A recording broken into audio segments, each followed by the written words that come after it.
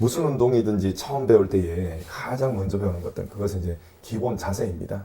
왜냐하면 기본 자세를 잘 배워야지 나중에 또 실력이 쑥쑥 늘고 또 아주 높은 그런 경지까지 이룰 수 있기 때문에 그렇습니다.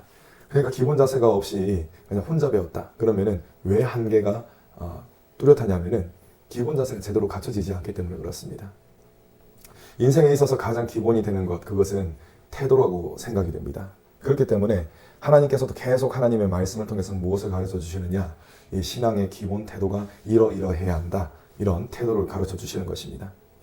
오늘 본문은 신앙의 기본이 되는 안식일에 대한 말씀으로 시작됩니다. 35장의 안식일에 대한 가르침 이후에 성막을 제작하기 위한 행동을 이제 돌입하게 되거든요.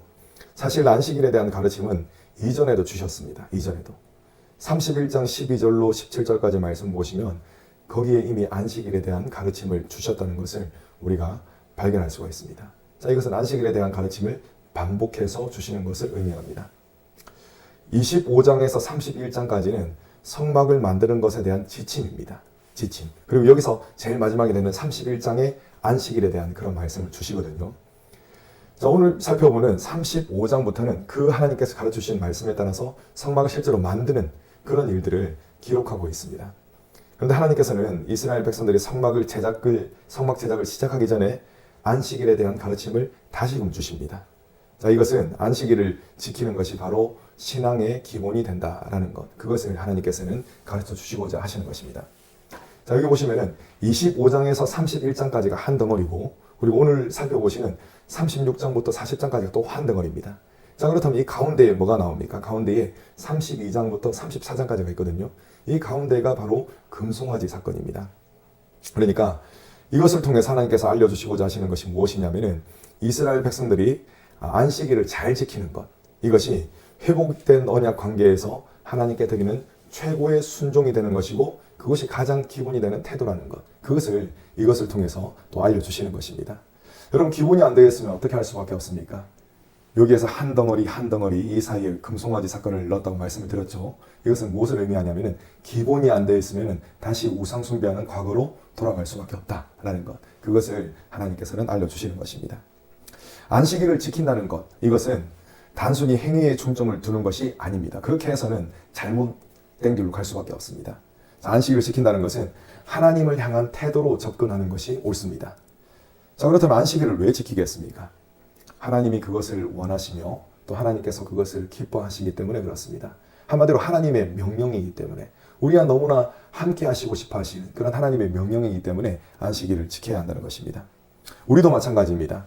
우리가 예배를 드리고 말씀을 가까이 하며 기도를 드리는 것 역시 하나님이 원하시며 기뻐하시는 기본 태도이기 때문에 우리가 그러한 것들을 위해서 힘을 써야 하는 것입니다. 기본 태도이기 때문에 이것을 하는 것을 가지고 내가 다른 사람들보다 더 기도를 많이 해, 이렇게 우쭐댈 필요가 없다는 것입니다. 그냥 묵묵히 해야 하는 것이며, 또 묵묵히 하게 되면 그로 말미암아서 내가 누리게 되는 영적인 유익이 상당하게 되는 것입니다. 하나님께 예배를 드리는 자의 태도에 대한 구체적인 말씀, 그 말씀을 이제 하나님께서는 주시는데, 먼저는 자원하는 태도가 있어야 한다라고 말씀하셨습니다. 성막을 만들기 위해서는 정말 많은 물건들이 필요했습니다. 나무도 필요하고, 또 천막을 짤 그런 실들도 필요하고, 기름도 필요하고, 향도 필요하고, 또 금속과 같은 것들, 은, 금, 이런 아주 귀한 그런 것들도 필요했습니다. 정말 다양하고 많은 재료가 필요했던 것입니다. 모세는 이스라엘 백성들을 향해서 누구든지 마음에 원하는 자는 본인이 가지고 있는 소유 가운데 선별해가지고 가지고 와라, 택해서 가지고 와라, 이렇게 이야기를 했습니다. 모세는 이를 통해서 하나님을 섬기려는 자에게는 자원하는 마음이 필요하다는 것을 가르쳐주고 있는 것입니다. 자, 그렇다면 하나님께서는 왜 이런 마음가짐을 요구하시는 것이겠습니까? 이스라엘 백성들은 금송아지를 만들어서 하나님을 배반했던 그런 사람들이었습니다. 이제 하나님께서는 그들이 마음을 온전히 돌이켜서 하나님께 자발적으로 순종하는 그 모습, 본인의 영혼 가운데 있는 자유를 가지고 저는 하나님께 순종하고 싶습니다 라고 하는 그 모습을 하나님께서는 원하셨던 것입니다. 오늘날의 성도들에게도 이런 자발적인 태도가 있어야 합니다. 사도 바울은 하나님을 물질로 섬기는 자는 억지로나 인색함으로 드리지 말지니 라고 했습니다. 즐겨드리라 라고 했던 것입니다. 교회 공동체에는 많은 사역이 있습니다. 그 사역들은 우리의 시간과 물질을 필요로 합니다. 당사자가 여기 계셔서 좀 부끄러울 수도 있으시겠지만 저는 주일에 밥 먹는 걱정을 안 합니다. 왜냐하면 확실히 책임지시는 그분이 계시기 때문에, 그렇기 때문에 저는 걱정하지 않습니다. 그것도 그냥 되는 것이 아니다. 저는 너무나 잘 알고 있습니다. 여러 시간이 또 필요하고 또 헌신이 있는 것입니다.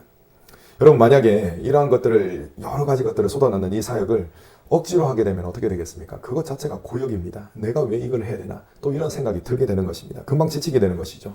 하지만 자원하여 즐겨 드리는 마음으로 하면 오히려 사역을 통해서 어떻게 됩니까? 새로운 힘을 얻게 되는 것입니다. 뿌듯함이 생기는 것입니다. 내가 너무나 사랑하는 하나님, 무엇보다 나를 먼저 사랑해 주시는 그 하나님, 그 하나님께 내가 이렇게 쓰임받는구나 라는 그런 기쁨이 샘솟게 되는 것입니다. 여러분, 자원하는 마음은 이처럼 은혜를 누릴 수 있도록 하는 좋은 태도가 되는 것입니다. 자원하는 마음으로 사역함으로써 날마다 새로운 힘을 얻으시는 저 여러분 되시기를 간절히 축원합니다. 자, 두 번째는 준비하는 태도가 있어야 합니다. 모세는 하나님께서 지혜 있는 자들에게 성막을 건축하도록 하셨다는 것을 강조를 합니다. 어떤 사람들요? 지혜 있는 사람들, 그 사람들이 감당할 것이다, 이렇게 이야기했습니다. 성막 건축은 아무나 할 수 있는 것이 아니었습니다. 매우 정교한 그런 기술이 필요한 그런 일이 바로 성막을 제작하는 일이었습니다. 그렇기 때문에 만드는 일에 합당한 실력을 가진 사람들이 필요했던 것이죠. 자, 이스라엘 백성들은 광야 생활을 하는 가운데 장막을 세우는 일을 하거나 아니면 필요한 그런 도구를 만드는 일들을 많이 했을 겁니다. 그런데 그러한 환경 속에서 부지런히 기술을 익혔던 좀 특출한 사람들, 특출한 손재주를 가졌던 그런 사람들이 있었을 것입니다. 하나님께서는 자신에게 주어진 환경 속에서 최선을 다함으로써 지혜롭게 준비된 사람들, 그 사람들을 사용하신 것입니다.